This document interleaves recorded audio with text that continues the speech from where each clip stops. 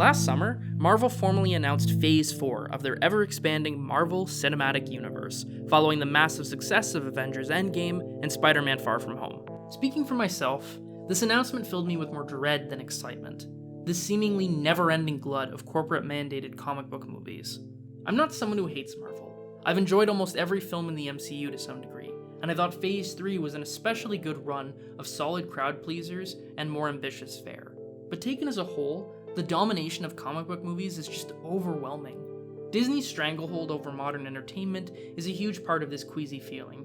But even ignoring one multinational corporation owning more than 50% of the market share, exploiting people's nostalgia and brand awareness, and increasingly pushing cinema towards tentpole blockbusters while swallowing everything in its path, the modern superhero landscape just feels so tired, as the same basic collection of storylines and tropes play out over and over again, usually in Marvel's bland in-house visual style, as light entertainment that can generally be enjoyed by everyone.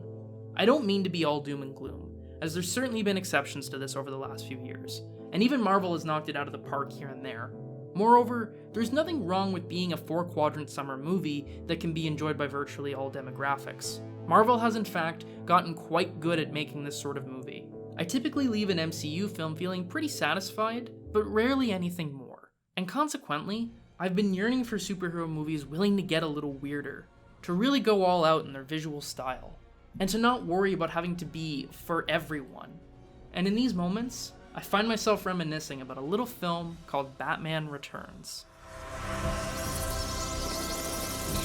Over its 27 years, Batman Returns has remained a divisive movie, sparking everything from lavish praise, to bewilderment, to disgust. This plurality of responses is mirrored in my own history with the film. I've been all over the place with Batman Returns, but I've come to respect it more and more in recent years, even loving it on my latest rewatch. And that's what this video is all about. How I learned to love Batman Returns. And yes, that title is in reference to Patrick H. Willems' great video, Learning to Appreciate Schumacher's Batman, which I highly recommend. Batman Returns opened in the summer of 1992, 3 years after the smash hit of Batman. Despite what you may think, Batman Returns was actually a pretty substantial hit. Though it did make less than the first film, it still made— I gotta double check that, I forgot about that. Though it made less than the first film, Batman Returns still made $260 million worldwide on a budget of $80, and was the third highest grossing film domestically of 1992. Reviews were generally pretty positive too.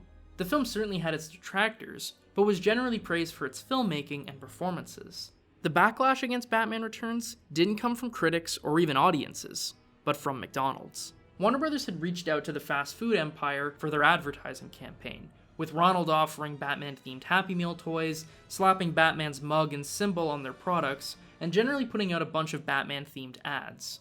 This was compounded by an extensive toy line, which marketed Batman Returns themed toys to children. Penguin's umbrella jet is wiping out the park. In camouflage gear, air attack Batman takes off. Knockout gas. Penguin thinks he's won. It's Laser Batman. On his laser blade cycle. Gotham City's greatest hero, Batman Returns. As you can guess, parents were more than a little upset when the movie came out and had lines like this. I'd like to fill her void. Just the pussy I've been looking for.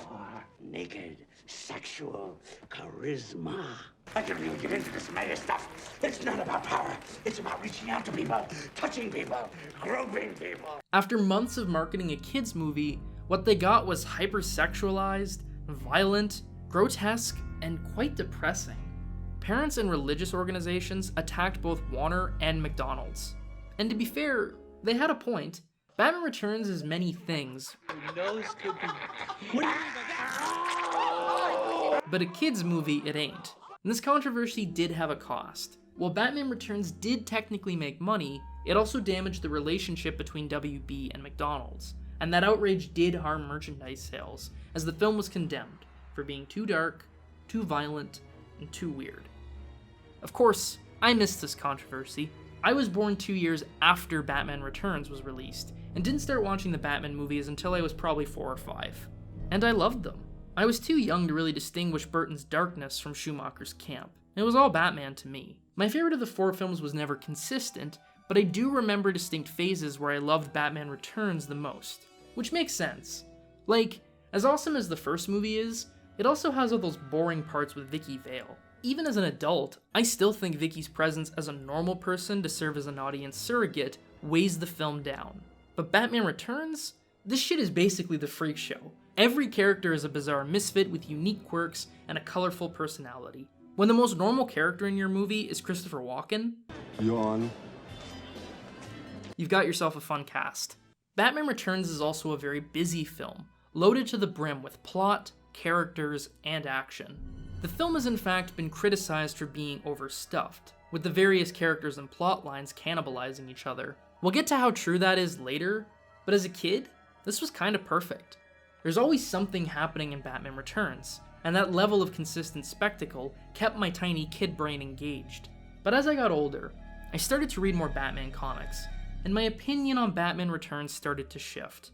I especially took umbrage with the creative liberties Burton took with the characters, turning two of Batman's more reasonably sane villains into complete psychopaths. The Penguin in particular is usually characterized as more of a sophisticated mobster type, and certainly not the lecherous and disgusting monster Burton brought to the screen. And what about Batman himself? Dude's barely in his own movie, and he kills people?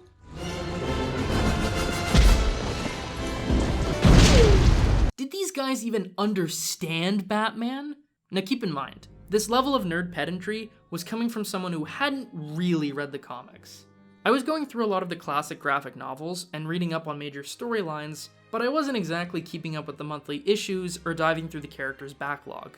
My objection had less to do with not getting the Batman I wanted, and more a vague idea of what Batman was supposed to be, and the notion that all storytellers had to follow that template. I thankfully grew out of this phase, in part because I realized liking Batman was a pretty thin fucking reed to hang a personality off of, but also because the deeper I got into movies, the more I understood that good adaptation isn't necessarily about being as accurate as possible to the source material.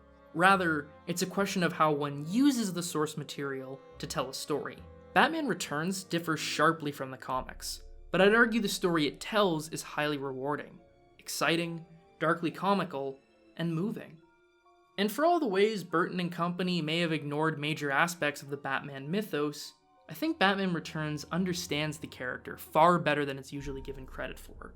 But I'm getting ahead of myself. First, I want to talk about some things in Batman Returns that most people seem to agree are pretty great. Michelle Pfeiffer is amazing. If there's only one universally beloved element Batman Returns added to the series, it's Michelle Pfeiffer's incredible performance as Catwoman. Pfeiffer oozes sexuality, danger, and a certain gleeful joy as she spars against Batman and generally wreaks havoc across Gotham City. Meow. It's great fun to watch Catwoman reclaim her agency, and takes such pleasure in doing so. But Pfeiffer is also unpredictable, and can shockingly remind us just how unstable Selina is. But I think it's easy to focus so much on Catwoman's anarchic qualities and lose sight of the sheer range Pfeiffer brings to the screen. Her early scenes establish Selina as downtrodden, but brimming with the rage that will drive her transformation into Catwoman. Pfeiffer is also quite charming, with an almost screwball comedy vibe that makes Selina's scenes with Bruce a pure delight. Give me a 30s style rom-com with Michelle Pfeiffer and Michael Keaton, you fucking cowards. But this charm is bittersweet, as Bruce and Selina's trauma and psychological damage make any real romance between the two impossible. And that's the secret core which makes Pfeiffer's performance so astounding. For as big and theatrical as it may be, there's a real vulnerability to Pfeiffer that resonates so deeply, and that makes certain scenes just devastating. Oh my god. Does this mean we have to start fighting?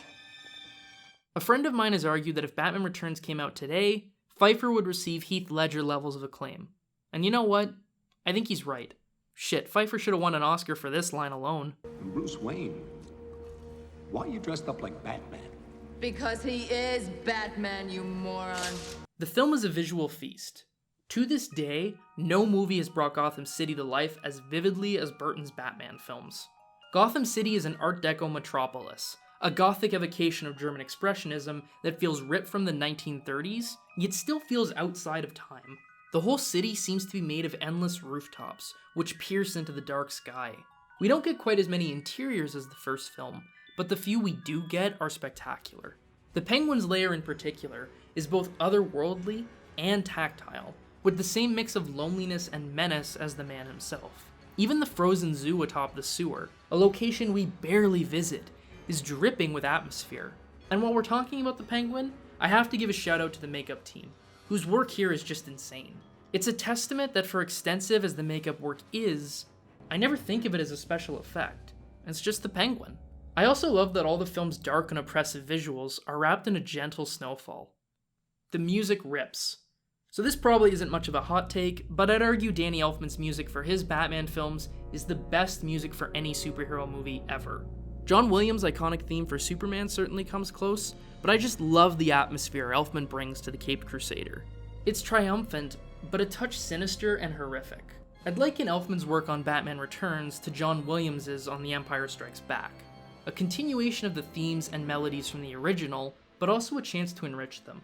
In Batman Returns, Elfman fully embraces the eerie tone of Batman, his use of a children's choir evoking a twisted fairy tale. Elfman also gets more experimental, with the high strings associated with Catwoman creating a palpable sense of discomfort. But more than anything, Elfman's score is just tragic. There's such a powerful sense of painful longing and sadness. If you listen to the score, you'll notice most pieces return to the same melancholic core, perfectly capturing the innate tragedy of Batman Returns, and mirroring the same unfulfilling spiral the characters find themselves in. And let's be real, the music is a joy to listen to. Much as I love the Dark Knight trilogy and its music, it's really not even close. Michael Keaton. Time has been remarkably kind to Michael Keaton. Where subsequent Batmen have been increasingly edgy and extreme, Where were the other drugs going? Swear to me! He has the power to wipe out the entire human race, and if we believe there's even a 1% chance that he is our enemy, we have to take it as an absolute certainty. Keaton just feels so effortless. I'm afraid the circus gang is back. We'll see. His Batman isn't a persona he has to put on, nor does he feel like a conscious effort to be grimdark. This is just who he is. I don't think we should underrate how impressive this is. In a twisted, gothic vision of a world populated by the fantastical and bizarre, Keaton feels completely natural. I don't mean to slag on the other actors. I love Christian Bale's take on the role, and I think Ben Affleck did the best he could with questionable material, but neither of them slide into the role as seamlessly as Keaton. Okay, I think that about covers the things people like about Batman Returns. Now I want to address the things people don't like. First, Batman himself. This might sound contradictory, but while Keaton's work is generally well regarded, the writing of the character is much more contentious. Criticisms can basically be broken down like this. A, it's not Batman's movie, and he's barely in it. B, he's entirely reactionary and has no arc of his own. C, he's a murderous psychopath. Batman does not kill people. In a sense, it's hard to argue with any of these. Batman does have quantifiably less screen time here than in any other Batman movie, clocking in at just half an hour. I'd also agree that he's mostly a reactionary character with no arc of his own. The first we see of him, he's sitting alone waiting to be summoned. And in the last scene, he's sitting alone, waiting to be summoned. And yeah, he pretty definitively kills people. He kills people in Batman too, but those deaths are usually more vague, obscured through editing, or can be argued to be an indirect result of his actions. But Batman Returns, homeboy straight up murders. So all of these things are true, but are they really flaws? I'd argue all three of these factors are crucial to what makes Batman Returns great. Batman may not have a lot of screen time, but the movie is all about his psychology. The key is the film's villains, who are all reflections of Batman himself.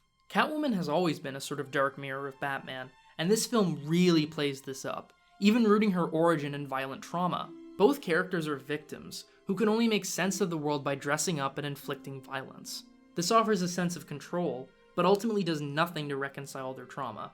It in fact keeps them trapped. Batman and Catwoman are both compelled to continue enacting violence without ever healing. Both characters instinctively recognize this pattern in each other, and while it attracts them, it also keeps them apart. I just couldn't live with myself. The Penguin also parallels Bruce in interesting ways. Both are wealthy sons of Gotham who were orphaned as children, with that trauma and upbringing twisting each into a violent outsider. Hell, both even dwell in subterranean layers full of their animal counterparts.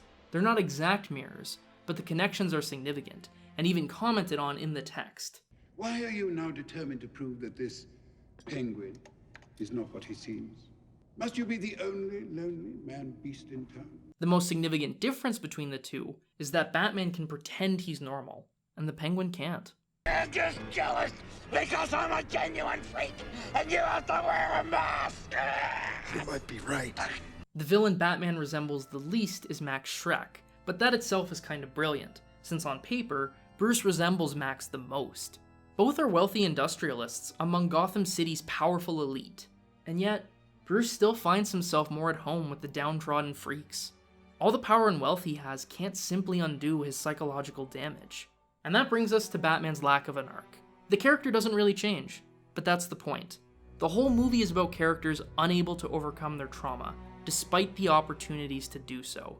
The Penguin is embraced by the citizens of Gotham, while Bruce and Selina discover a love for each other. Everyone finds acceptance, and could find peace, except they can't. Something inside them won't let them embrace happiness, and so, they remain alone. That might not be as satisfying as a more conventional character arc of growth and change, but it is a valid aspect of the human condition, and there's power in exploring it. Finally, Batman kills. Batman's no-killing rule is a core tenet for the character that's really important to a lot of people, so I get why this bothers some. But I think the killing is necessary in Batman Returns, because Batman is one of the villains. Those parallels are there for a reason. The film continuously demonstrates that Batman is no better than the crooks he's fighting, and the killing is a part of that. Consider, too, how badly Batman wants to prove the Penguin's villainy. I think he knows who his parents are. There's something else. He desperately needs an enemy to justify his own existence.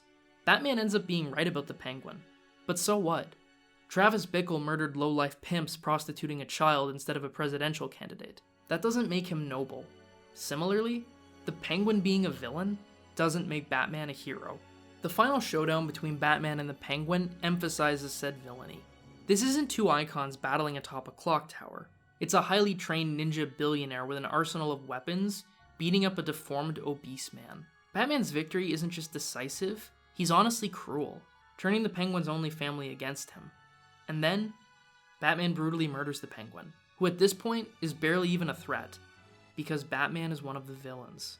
This also adds a deep irony to Batman's self-righteous moralizing. Bruce chides Selina for threatening to take a human life, completely oblivious to the fact that he frequently does the same thing. The law doesn't apply to people like him or us. Wrong on both counts. Except you clearly don't believe that, Bruce. You see no issue with murder as long as you're the one doing the killing, because you're one of the villains. It's different than the comics. This is true in terms of specifics. The Penguin and Catwoman are insane to a degree they aren't in the comics, and Batman kills, but these changes benefit the film's themes. These character alterations strengthen the parallels between the three, and contribute to a story of victims struggling with their own violent trauma, only able to make sense of the world by inflicting violence of their own. I guess I can understand why hardcore fans of the classy mobster version of the Penguin aren't fans of this portrayal, but that version of the character doesn't work in the story. Plus, look at how much fun Danny DeVito's having. I believe the word you're looking for is... How can you dislike that? Anyway, in terms of Batman's traumatic origins, I think Batman Returns understands the character way better than it's given credit for. A cornerstone of virtually every iteration of the character is his inability to get over his parents' death in a healthy way. If he could, he wouldn't be Batman anymore. What's a better representation of an inability to move on than a character who can't grow? And while murder might seem like the last thing Batman would do, it's really a natural extension of the character's darkness. Several versions of Batman have explored the dude's moral ambiguity, suggesting he isn't that far removed from the villains he faces. But most of these versions ultimately refute this line of thinking in some way or another. The Dark Knight trilogy ends with a statue built in Batman's honor, and for as edgelord grimdark as Batman v Superman may be, it ultimately ends with Batman inspired to be a greater hero. I used to believe Batman was responsible for you people. But now I see nearly everyone here would have ended up exactly the same, Batman or not. The truth is, you created him.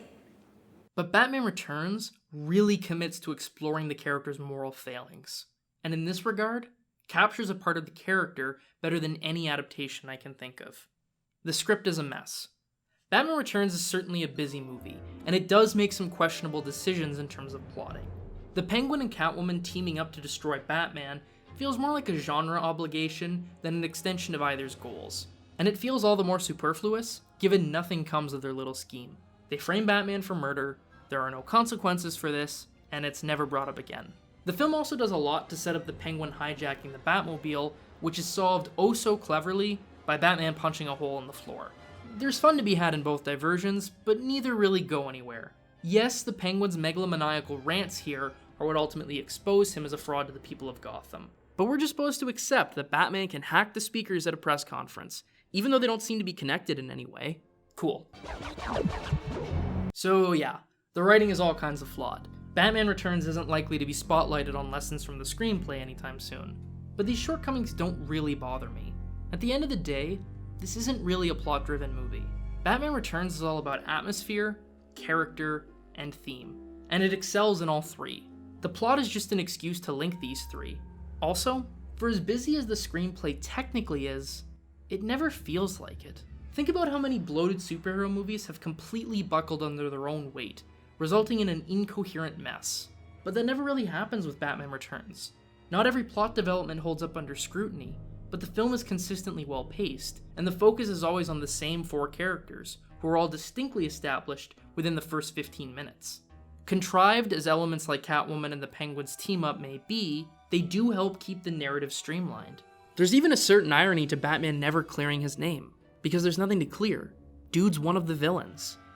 It's quaint and old-fashioned. This is less a specific criticism of Batman Returns, and more of a general attitude I see towards comic book movies pre-2004. The basic idea is that after seeing mass superhero team-ups battling it out with CGI armies for the fate of the universe, a bunch of penguins with rockets strapped to their back is just gonna feel lame. But that's not how I felt at all. Quite the contrary, in fact. After so many superhero movies with big, endless CGI battles, it was actually comforting to go back to something so simple. One misses the days when one's biggest concerns were exploding wind-up penguins. That's the thing, Alfred. I really do. There's something so weirdly, wonderfully creative about a scene like this. And I especially love how sincerely Burton treats it, and the film as a whole. Because Batman Returns is a ridiculous movie, one which really lets its freak flag fly. But Burton and his team really believe in everything on screen. They aren't being snide or tongue-in-cheek, but sincere. And that culminates in one of my favorite scenes, the death of the Penguin, where a funeral parade of penguins lays Oswald to rest in the sewers. On paper, this sounds like a disaster, but the execution is so strangely dignified.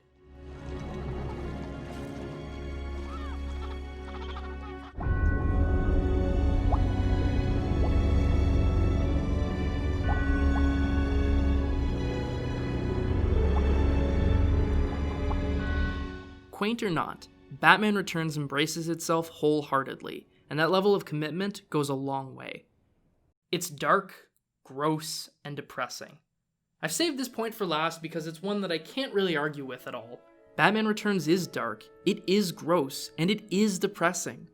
And that's why I love it. It may not be the most fun superhero movie, but Batman Returns tells a powerful story of people trapped in painful cycles of violence and despair, and it tells this story with great style. The film fully embraces its gothic noir influences, while its cast brings twisted and perverse characters to the screen without inhibition. In short, Batman Returns is a heavy film, which goes all out in its storytelling. And inevitably, that's not going to be for everyone. But I can't help but appreciate how unique and psychologically explorative the film is, particularly in a landscape where superhero cinema has grown increasingly corporate. Now don't get me wrong, not every film needs to be Batman Returns. Hell, most movies probably shouldn't be. But I'm just so happy this movie exists. It's taken me a long time to love Batman Returns, but I do now, and my life is all the better for it. Well, come what may. Merry Christmas, Mr. Wayne. Merry Christmas, Alfred.